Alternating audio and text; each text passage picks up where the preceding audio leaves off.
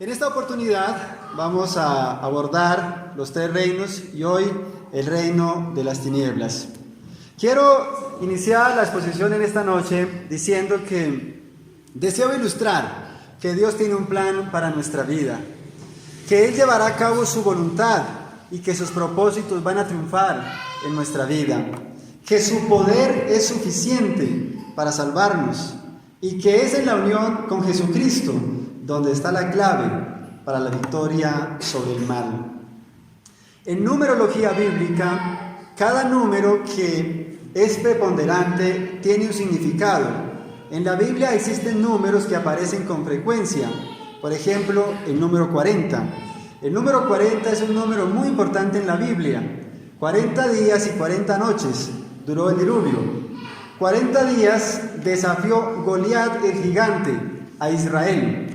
40 días duraron los espías reconociendo la tierra de Canaán. 40 años peregrinó Israel en el desierto. 40 años pasó Moisés en Egipto, 40 años en el desierto y 40 años pasó Moisés liderando a Israel. 40 años comió maná Israel en el desierto. 40 días caminó el profeta Elías con la fuerza de una comida. 40 días pasó Moisés en el monte sin comer, delante de la presencia de Dios. 40 días ayunó Jesús en el desierto.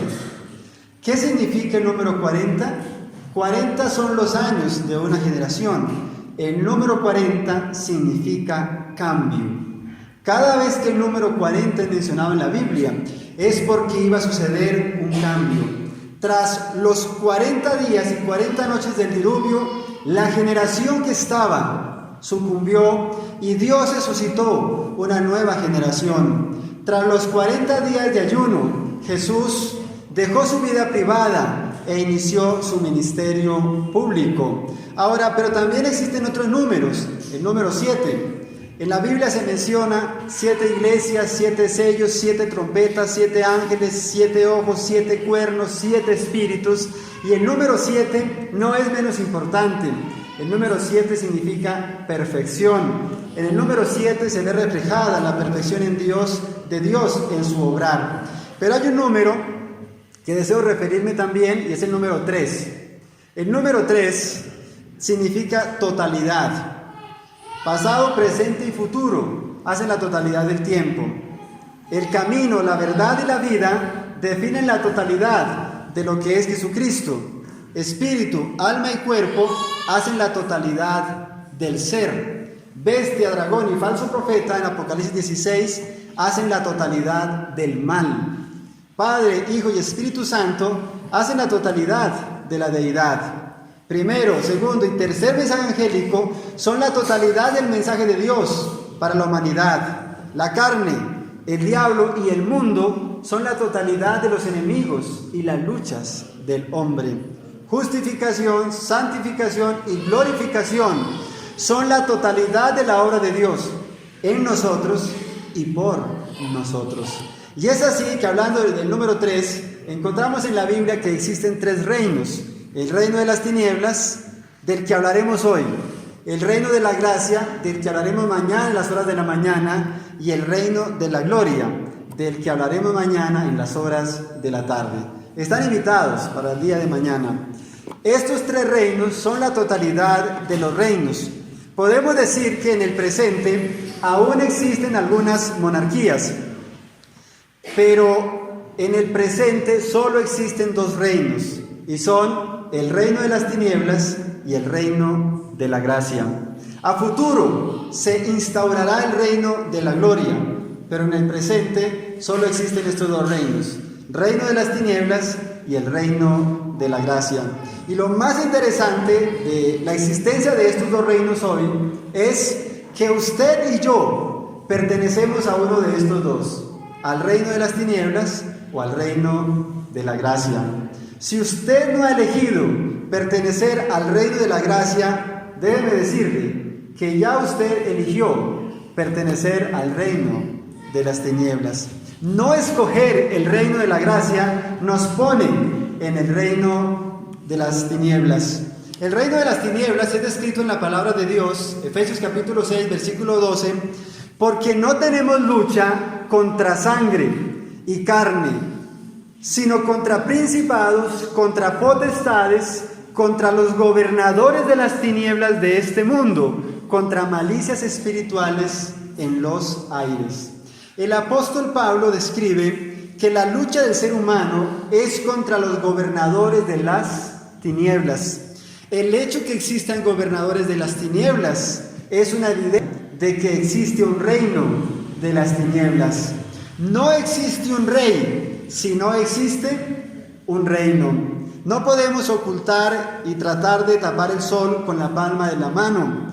Debemos reconocer que Satanás existe y que existe un dominio tenebroso del reino de las tinieblas por parte de Satanás. ¿Cuándo inició el reino de las tinieblas? El reino de las tinieblas es muy viejo. El reino de las tinieblas inició cuando Lucifer quiso ser Dios, cuando Lucifer se rebeló contra el gobierno del universo, cuando Lucifer quiso destronar a Dios, destruir su ley y fundar un gobierno, un reino anárquico, sin ley, un gobierno en la autocomplacencia propia, un gobierno en el pecado, un gobierno sin restricciones. Desde entonces existe el reino de las tinieblas. Primera de Juan 5:19, sabemos que somos de Dios y que el mundo, el cosmos entero está bajo el control del maligno. El cosmos, el mundo entero, dice la Escritura, está bajo el control del maligno. Entonces podríamos preguntarnos, ¿quién domina el mundo? ¿Quién gobierna el mundo? ¿Es Satanás o es Dios?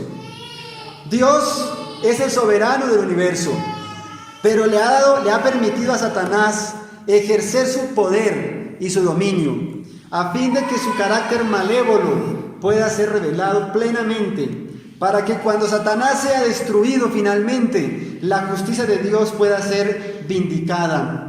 Dios permite a Satanás que ataque, que hostigue, que ejerza su dominio, pero es Dios mismo quien regula y le pone límite a lo que tiene permitido hacer y no hacer. El reino de las tinieblas es el dominio de Satanás. El reino de las tinieblas es el dominio del Dios de este mundo, como se le llama en 2 Corintios 4:4. Es el dominio del príncipe de las tinieblas, como se le llama en Juan 12:32. Es el dominio del maligno, como se le llama en 1 Juan 5:9. Es el dominio del acusador, como se le llama en Apocalipsis 12:10. Es el dominio del diablo, como se le llama en 1 Pedro 5:8. Es el dominio de Satanás, como se le llama en 2 Corintios 2:11. Y es el dominio de Satán, como se le llama en Job 1:6. Son estos los nombres que definen al gobernador del reino de las tinieblas. Y no solo lo definen, sino que estos nombres ponen de manifiesto su despreciado carácter. Primera de Pedro 2:9, mas vosotros sois linaje escogido, real sacerdocio, nación santa, pueblo adquirido por Dios, para que anunciéis las virtudes de aquel que os llamó de las tinieblas a su luz admirable.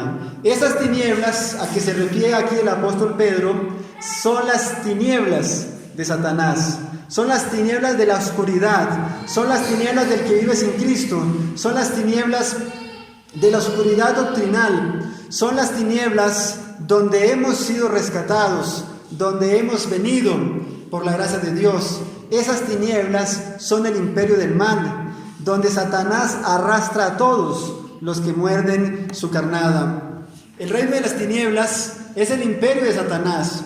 Hechos capítulo 26, el versículo 18, describe, para que abra sus ojos, para que se conviertan de las tinieblas a la luz y del poder de Satanás a Dios. Esta expresión, poder o potestad, significa mando, superioridad, imperio o autoridad.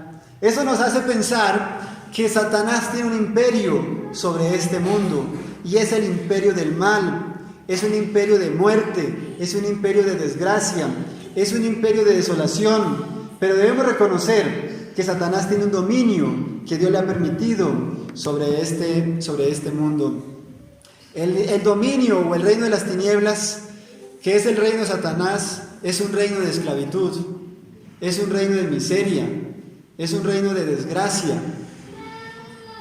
Un día estaba yendo en Medellín hacia la galería minorista y me encontré a un hombre que estaba sobre la pared sentado, y el hombre me pidió que le regalara comida. Entonces me acerqué a él y le pregunté: amigo, ¿y usted por qué está aquí? Entonces me dijo: vea, hace un tiempo atrás un carro me accidentó, y cuando el carro me accidentó, dijo, mire, y se abrió el pantalón, me mutiló. Y el hombre estaba mutilado y me dijo, y me instalaron una sonda, pero hace unos días atrás unos habitantes de la calle, porque él también era habitante de calle, me quisieron robar, y en la riña que tuvieron con él, le arrancaron la sonda.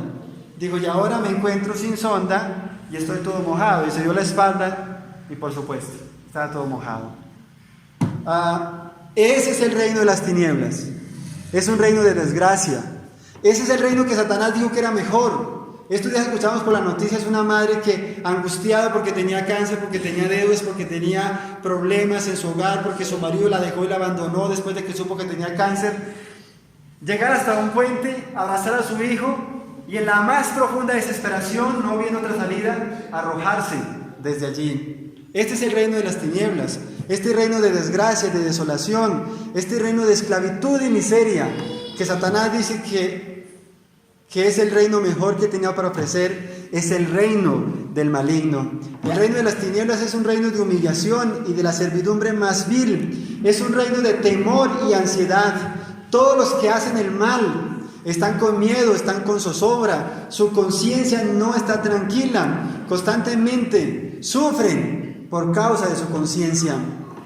Lady Di, o la princesa Diana, o Diana Spencer, como era famosamente conocida, fue una mujer que tuvo el mundo a sus pies. Siendo la esposa del príncipe Carlos, esta mujer tenía todo a su disposición: la fama, el dinero, el poder, todo. Y es así que cada día lucía un nuevo y lujoso vestido de $3,000, un vestido que nunca más lo volvía a usar. La fama la siguió desde siempre.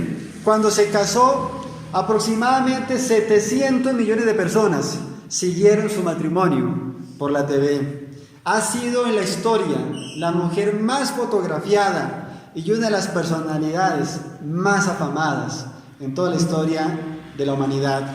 De entre las mujeres que han visitado un país extranjero, Diana Spencer ha sido la mujer más ovacionada jamás en la historia. Una multitud extraordinaria de millones se reunieron en Japón para darle la bienvenida a Lady Di, a Diana Spencer. Pero ese día, en medio de esa multitud extraordinaria, cuando Diana Spencer era ovacionada, ella, mientras estaba en tarima, sacó su diario y escribió aquel día unas notas que quedaron para las memorias. Ella sacó su diario y escribió: todo el mundo cree que yo soy feliz y tengo todo lo que una mujer pudiese desear para ser feliz: fama, poder, dinero, salud. Y añadió: pero nadie sabe el infierno que estoy viviendo. Diana no era feliz. Se divorció del príncipe Carlos, él le fue infiel y ella también. Sufría de acoso mediático y no sabemos cuántas más cosas turbaban su espíritu, a punto que le llevaron a hacer esta declaración: la vida en el reino de las tinieblas es muy amarga, es de desdicha. Bien dijo el profeta Jeremías, que los que viven sin Dios experimentarán la más profunda amargura. El reino de las tinieblas es un reino de esclavitud y miseria. Hay un caso en la Biblia que ilustra bien lo que es servir en el reino de las tinieblas, y es el caso de Pilato, el gobernador romano. ¿Han escuchado de Pilato? Pilato fue un gobernador romano, era un procurador de Judea. Y siendo procurador de Judea, Pilato tuvo la responsabilidad final de juzgar a Jesucristo. Desde el principio, Pilato supo que Jesús era inocente y también descubrió desde el principio que había un tenebroso complot armado contra Jesucristo.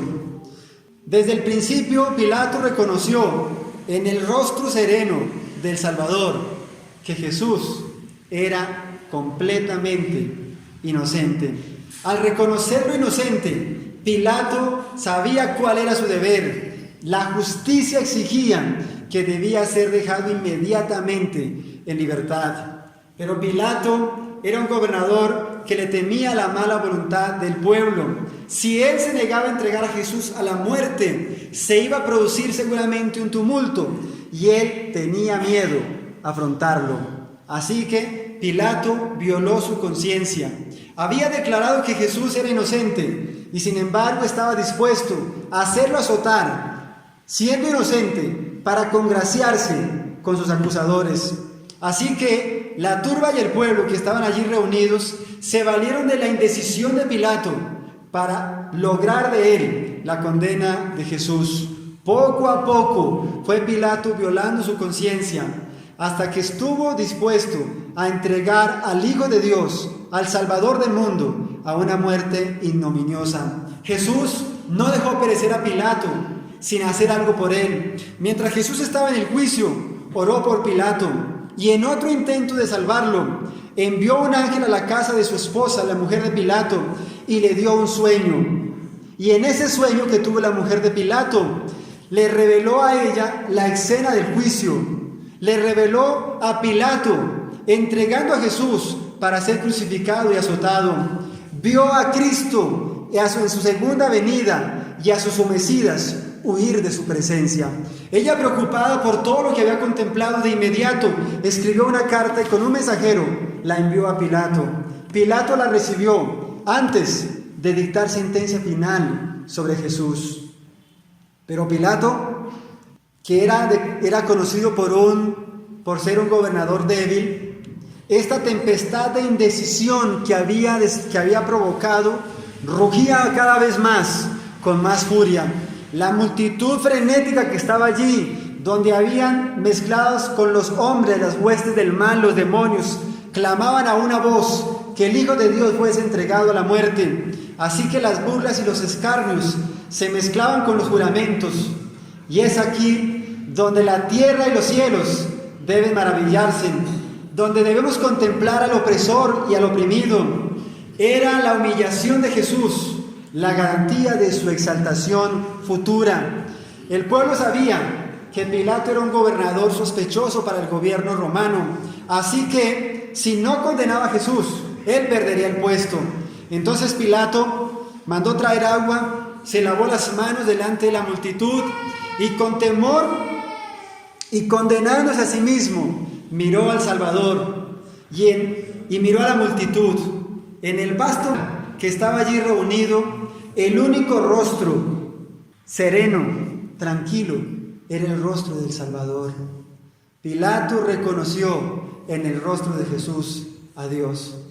Volviéndose a la multitud le dijo: tomadle vosotros y crucificadle, pero sepan que yo lo he declarado inocente. Luego miró a Jesús y con tristeza del alma le dijo: perdonadme por este acto, pero no puedo salvarte. Y así Pilato cedió a las exigencias de la turba. Antes de arriesgarse a perder su puesto, decidió entregar a Jesús para que fuese crucificado. Pero a pesar de sus preocupaciones, aquello mismo que había temido, le aconteció después. Posteriormente fue depuesto de sus honores, fue derribado de su alto cargo y atormentado por el remordimiento y el orgullo herido. Poco después de la crucifixión de Jesús, se quitó la vida, se suicidó. Asimismo, todos los que transigen con el mal no tendrán sino pesar y ruina. Pilato no soportó lo que había hecho y culpable se quitó la vida. ¿Qué es lo que pretende Satanás? Satanás pretende, como en el caso de Pilato, tentarnos, seducirnos a pecar, hacer que nos contaminemos con el mal, luego hacernos la vida miserable, llevarnos a la desesperación, cerrarnos toda salida, dejarnos sin esperanza y finalmente quitarnos la vida. Lo hizo con Pilato y lo puede hacer con usted. Satanás está buscando mantenerlo a usted en la impenitencia, en el pecado y también en las tinieblas, en la ignorancia.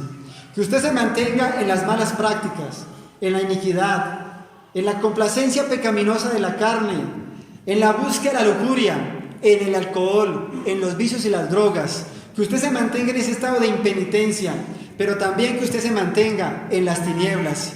Que usted no sepa que la palabra de Dios existe, que la palabra de Dios es real. Que usted se mantenga en las tinieblas sin conocer a Jesucristo, sin conocer a Dios, sin conocer el amor y la bondad de Dios, sin conocer la gracia salvadora de Dios, sin saber que existe perdón, que no somos destruidos por haber pecado, sino que somos destruidos por rechazar los ofrecimientos de la misericordia de Dios. Satanás es el padre de la ignorancia, es el padre de la astucia y quiere mantenerlo a usted en la ignorancia. Hasta que termine la hora mediadora de Cristo, pretende mantenernos en esa condición, de modo que se pase el tiempo, se acabe la mediación y ya no haya más remedio para el alma. Como Pilato, presa de la desesperación, de la miseria y de la ruina, terminarán todos los que persisten en seguir en el reino y en el dominio de las tinieblas. Marilyn Monroe, ¿no se han escuchado de ella? Conocida mundialmente como un ícono de Hollywood. Esta fue la mujer que con su belleza singular revolucionó las pantallas del cine. Fue un ícono por su belleza y actuación. Un día, esta mujer fue visitada por un predicador. El predicador, después de un show que ella hizo, la visitó y le habló de Jesús. Y le dijo que Jesús lo había enviado a hablarle a ella. Ella lo escuchó con atención y después le dijo: muchas gracias, pero yo no necesito a su Jesús. A la semana siguiente apareció muerta en su departamento por una sobredosis de metanfetaminas, un potente psicoestimulante. Unos dicen que se suicidó, otros dicen que la asesinaron. Lo cierto es que esta mujer rechazó su oportunidad de salir de la ignorancia, de salir de la impiedad, de entrar en el reino de la gracia de Dios y ser una mujer libre, una mujer salva. Marilyn Monroe no era feliz, tuvo varios matrimonios, varios fracasos matrimoniales. Era esposa de uno de los Kennedy, que era fiscal general de la nación de los Estados Unidos. Una mujer que tuvo fama, una mujer que tuvo una belleza singular, extraordinaria, pero era esclava de los antidepresivos, no era feliz. La vida en el reino de las tinieblas no es felicidad. Es una vida de esclavitud, es una vida de miseria, es una vida de desdicha, es una vida de desgracia. Bien dice la Biblia que la paga del pecado es la muerte. Romanos capítulo 6, versículo 23. El reino de las tinieblas, debo decir también, es un reino de esclavitud. Proverbios 5:22, el malo es aprisionado en las cadenas de su pecado. Miren, no todas las personas cometen los mismos pecados. No todas las personas son esclavos de los mismos vicios. Unos son esclavos de un pecado, otros son esclavos de otro pecado, pero el fin es el mismo, esclavitud. Hay quienes son esclavos de la fornicación, otros de la pornografía. La muchachada de ahora, los jóvenes, son esclavos de esto, de la pornografía. Otros son esclavos de las mentiras, son comerciantes y son esclavos de la mentira, del engaño. Y eso es lo que Satanás pretende, que no seamos libres, que nos mantengamos en la impenitencia. Quiere mantenernos esclavizados para finalmente destruirnos. Ronald Belfort, o Bon Scott, mejormente conocido, cantante de rock australiano, se hizo famoso porque se convirtió en el segundo vocalista de la banda de rock AC/DC. En 1979, en una de sus canciones cantó lo siguiente: no me detengan, yo estoy bajando todo el camino, bajando por la carretera al infierno. No había pasado un año, el 19 de febrero de 1980, luego de una fiesta, Bon Scott murió ahogado, o lo encontraron ahogado en su departamento, ahogado con su propio vómito, tras una borrachera. Y que había cantado que no lo tuvieran, que estaba bajando todo el tiempo por la carretera al infierno, fue destruido por Satanás. Eso quiere Satanás, ponernos en la autopista que va al infierno y finalmente destruirnos. La Biblia es clara cuando dice que existen dos sendas: la senda ancha que lleva a la muerte y la senda estrecha que conduce a la vida. La senda ancha es una autopista al infierno. Usted no necesita negarse nada, no necesita ser honrado, no necesita ser justo, no necesita ser honesto, no necesita casarse, usted puede vivir como quiera, no necesita negarle nada a sus hijos, ellos pueden experimentar toda clase de vicios y costumbres como quieran. La senda estrecha es una senda de abnegación, es una senda de renuncia. ¿Dónde está la diferencia? Al final del camino está la diferencia. La una conduce a la muerte y la destrucción, y la otra a la vida eterna. Lo que Satanás busca, repito, es esclavizar al ser humano en el pecado, es degradar a los que fueron comprados a un precio infinito, la sangre de Cristo Jesús. Y cuando ya no les sirvan más, cuando ya no sean más sus instrumentos, entonces les va a quitar la vida para asegurárselos para sí. John Lennon dijo en una entrevista que él era más famoso que Jesucristo, que él no tenía que hablar del cristianismo, porque el cristianismo iba a ser destruido, que Jesús era ok, pero sus asuntos eran muy simples. Un año después, un fanático le disparó y le dio 6 tiros y murió. Christina Haidt, una periodista cubana, dijo que la Biblia era el peor libro jamás escrito. Y en ese mismo año se le incendió el auto y murió quemada. Eso es lo que hace Satanás: llevar al ser humano a la impenitencia, a la ignorancia y finalmente destruirlo. Quisiera hacer un cuestionamiento. Venimos aquí para oír la palabra de Dios, pero también es preciso que nos cuestionemos. Necesitamos saber si estamos andando por la autopista que va al infierno o ya hemos tomado la senda angosta que conduce a la vida eterna. Si usted aún permanece en el pecado, si aún conserva algún ídolo acariciado, si aún está practicando algún pecado secreto, si está llevando una vida doble, hay esposos que están siendo infieles a sus mujeres, hay hijos que practican vicios degradantes y sus padres no lo saben. Si usted está siendo dominado por sus pasiones, si usted está practicando la injusticia en el comercio, si usted es un maltratador de su esposa, hay esposos que son maltratadores de sus esposas, debo decirle que usted es un hijo de las tinieblas. Si usted encaja en algunas de estas que hemos mencionado, usted es aún un hijo de las tinieblas. Advierto con verdad lo que dice la Escritura, 1 Juan 3:8. El que practica el pecado es del diablo. Hay quienes navegan por la internet, por esas páginas de inmoralidad, contaminan su conciencia y luego vienen a la iglesia para tranquilizar su conciencia. Hay esposos que son adúlteros del Facebook, nunca le han sido infieles a sus mujeres, pero son adúlteros del Facebook, ven pornografía. Hay jóvenes que se prostituyen por la internet, hay comerciantes deshonestos, hay mujeres esclavas de la moda, hay mujeres noveleras que tienen la imaginación corrompida, que se inhabilitan por esto para discernir la sencilla palabra de Dios. Hay jóvenes que practican vicios de toda suerte, pero no se engañen. 1 Juan 3:8. El que practica el pecado es del diablo. Mal haría yo decir otra cosa, pero es preciso decir la verdad. Es preciso que al pecado le llamemos por su nombre, porque estamos en un reino, estamos en un mundo, estamos en un momento donde Satanás se está jugando el juego de la vida con nosotros, donde Cristo quiere tener su trono en nuestra vida, donde Cristo quiere transformarnos por su gracia, pero también Satanás quiere tener el control, el dominio de nuestro ser para finalmente destruirnos. Muchos creen que hacen parte del reino de la luz, pero a decir verdad, aún hacen parte del reino de las tinieblas. Muchos conocen la verdad, pero no la practican. Hay quienes llevan una vida doble. Primera de Juan 1:6. Si decimos que tenemos comunión con Él, pero andamos en tinieblas, mentimos y no practicamos la verdad. Si usted está ocultando sus pecados, es un heredero al lago de fuego, a menos que los confiese hoy y los abandone.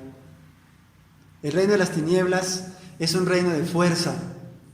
Satanás usa la violencia de la fuerza para hacernos pecar. Si bien es cierto que no puede obligarnos a pecar, Satanás tienta, seduce y urge todas las herramientas infernales para buscar hacernos pecar. Presiona y presiona hasta que logra su objetivo, si se le permite.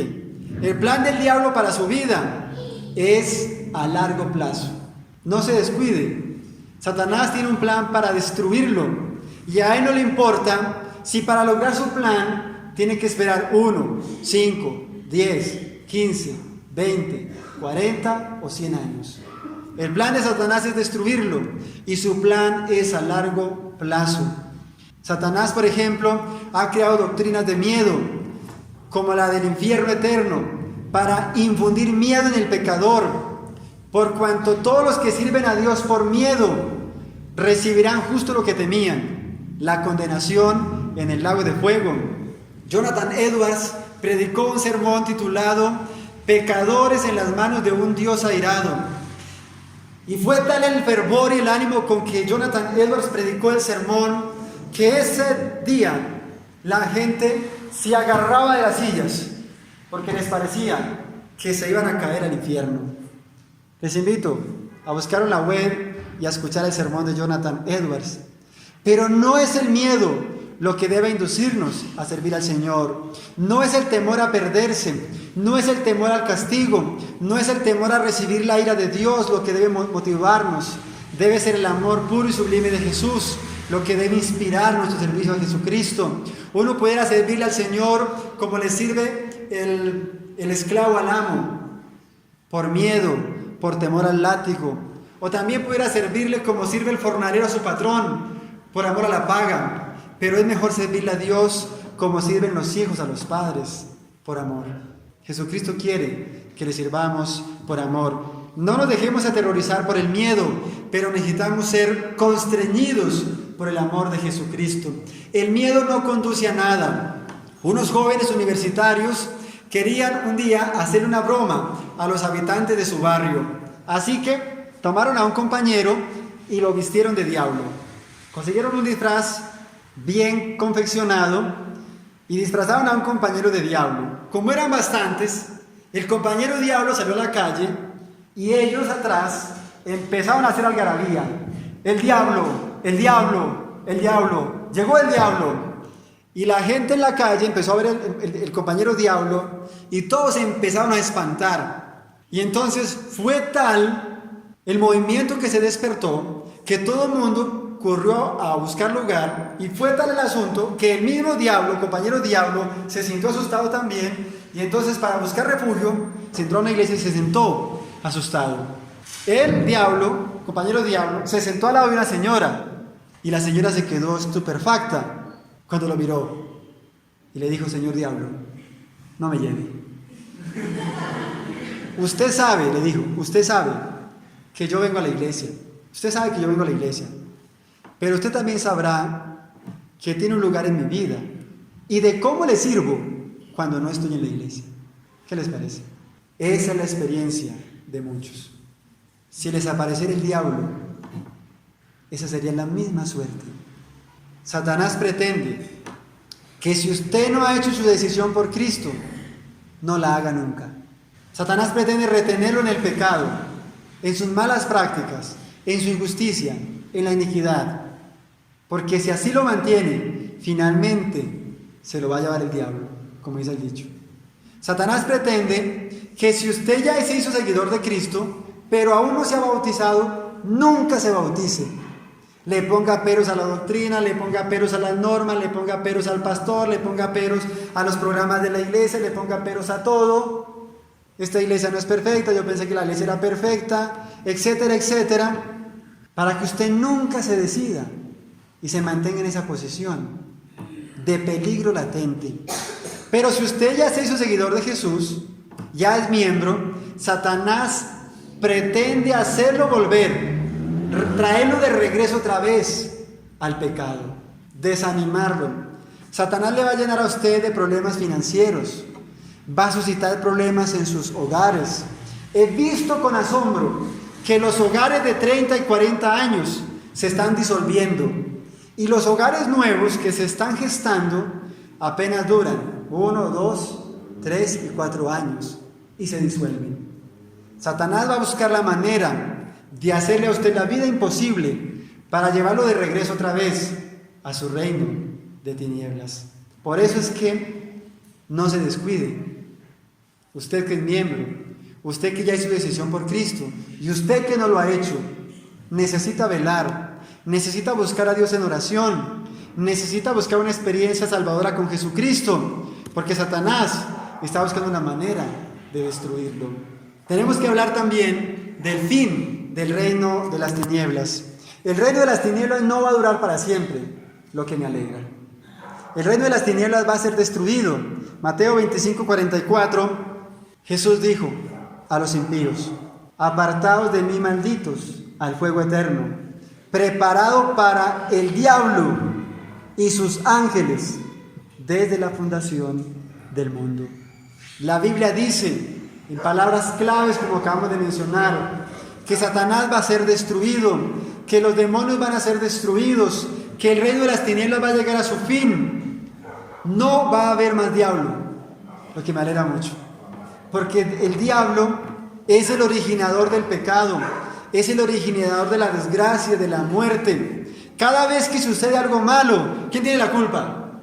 Cada vez que muere alguien, cada vez que la muerte se arrebata a un ser querido y nos lo arranca de nuestro lado, ¿quién tiene la culpa? Cada vez que ocurre un accidente, cada vez que ocurre una desgracia, cada vez que alguien sufre hambre, cada vez que usted se encuentra a un hijo de la calle, a un desheredado del mundo, sufriendo y pasando hambre, cada vez que usted se encuentra una persona mutilada, a un hombre ciego, a un mudo, a un sordo, ¿quién tiene la culpa? El diablo. No salvo nuestra responsabilidad, porque el ser humano tiene mucha responsabilidad en esta cadena de descenso y desgracia, pero el originador de la desgracia es el diablo. Y la Biblia dice: en espanto serás y para siempre dejarás de ser. Ezequiel 28:19.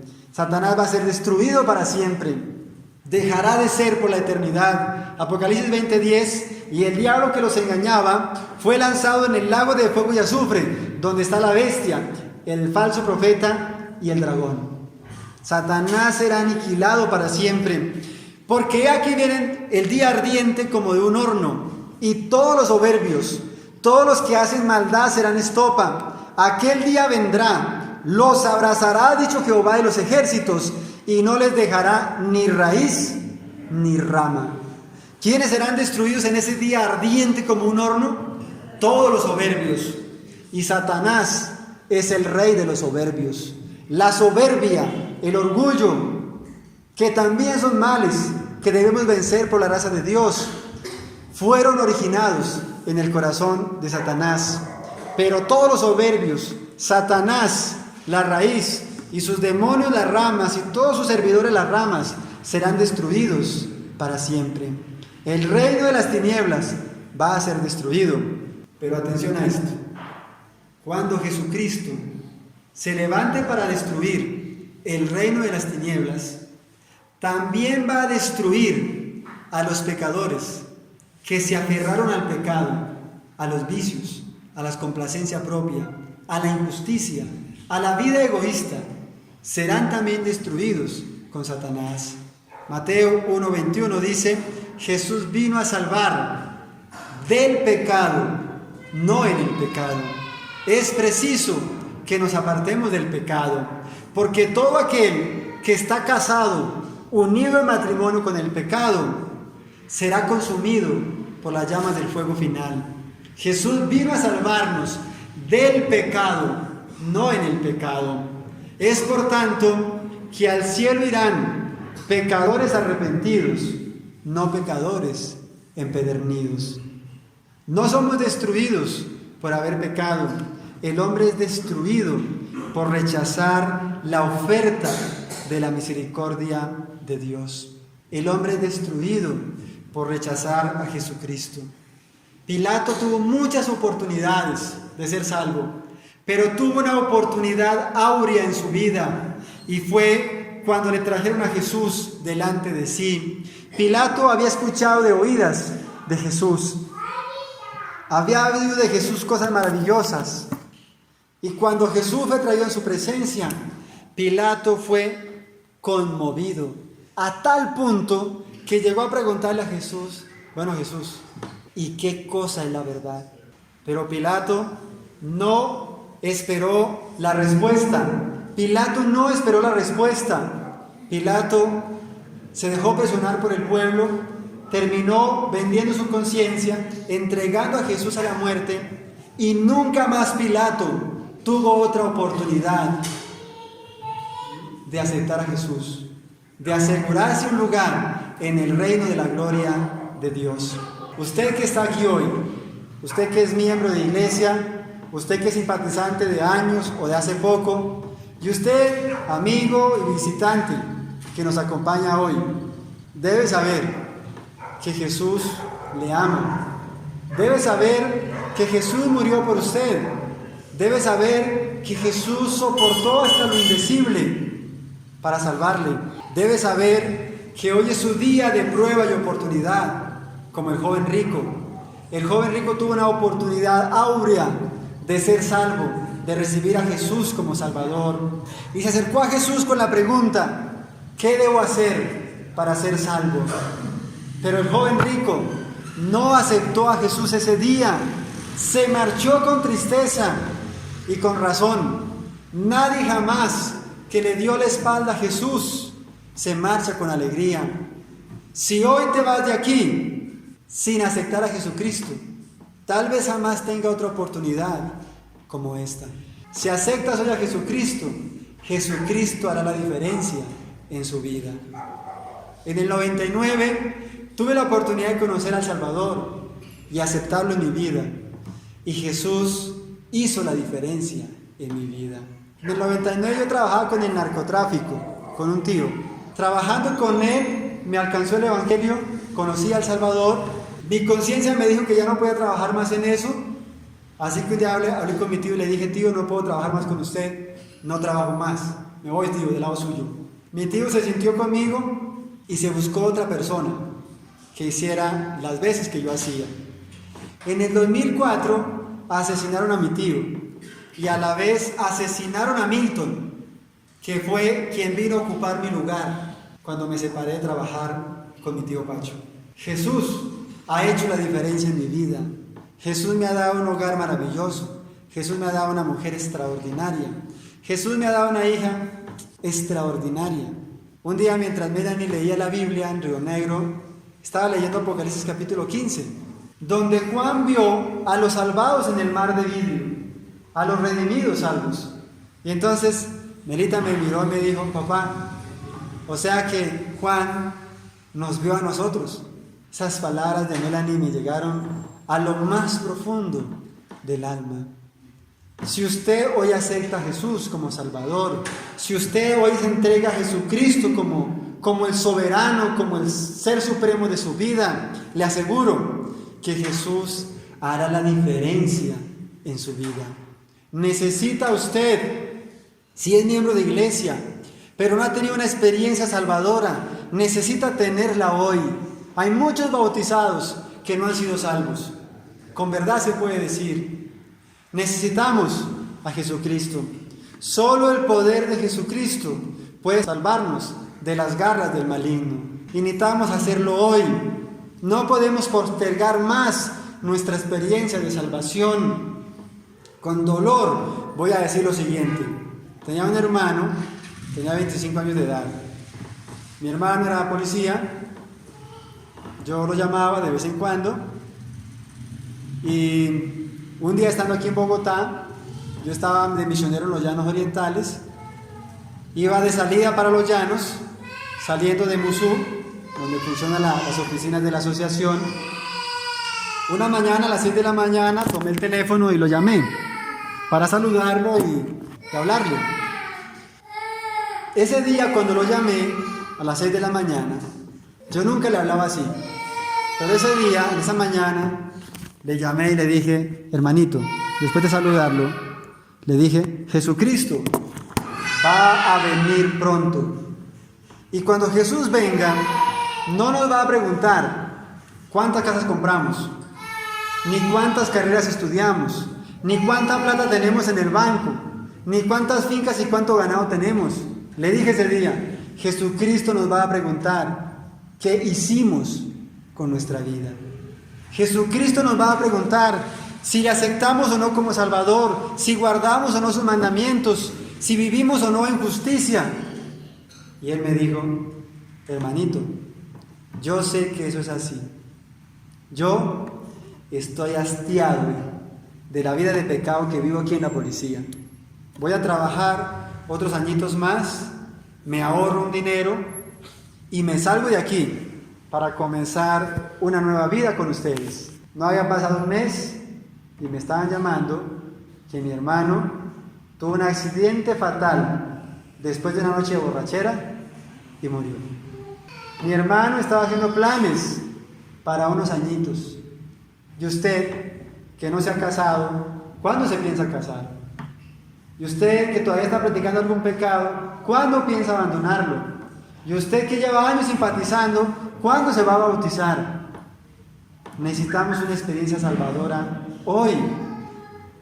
Necesitamos hoy decidir aceptar a Jesucristo y rendirle nuestra vida. ¿Hay aquí alguno que quiera ser libre de las cadenas que por años lo han atado? ¿Hay alguno aquí que quiera ser perdonado y volver a la paz de Dios? Jesucristo dijo: el que a mí viene, no le echo fuera. Satanás tiene dos filosofías, y con esto cierro. Una, hacerlo creer a usted justo.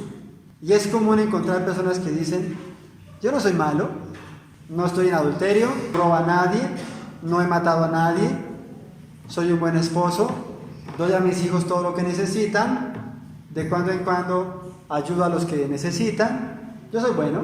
Y la otra filosofía es hacerle sentir a las personas que son muy malas, que han ido demasiado lejos, que por los pecados que han cometido ya no tienen oportunidad.